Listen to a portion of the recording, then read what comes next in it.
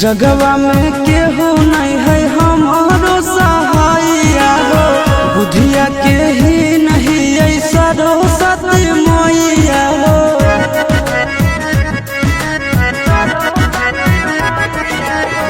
जगवा में केहू नहीं है हमारो सहाइया हो, बुधिया के ही नहीं ऐसा सरस्वती मैया हो।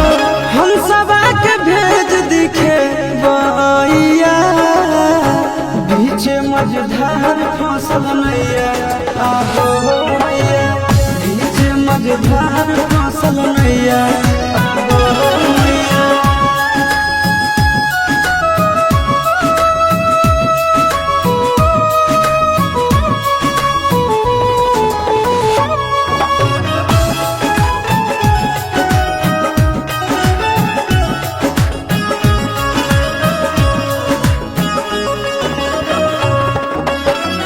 तोहरे विवेक से होले निर्माण सृष्टि के, वाल्मीकि जी लिखले रामायण तोहरे कृपा दृष्टि से।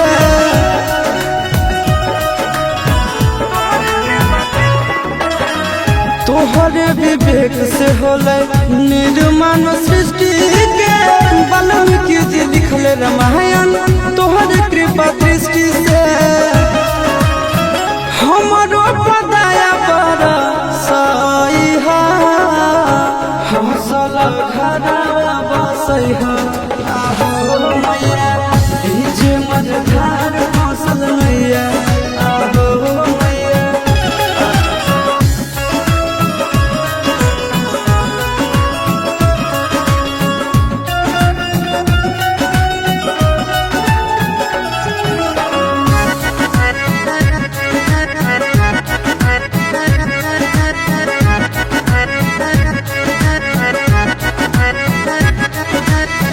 जगवा के तरलू माई हमरो के तार दा, बेटावा के उजड़ल जिंदगी माई हो सवार दा।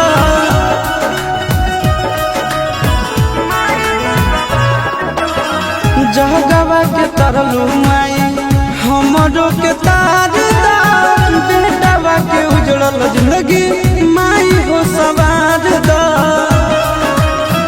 तोहर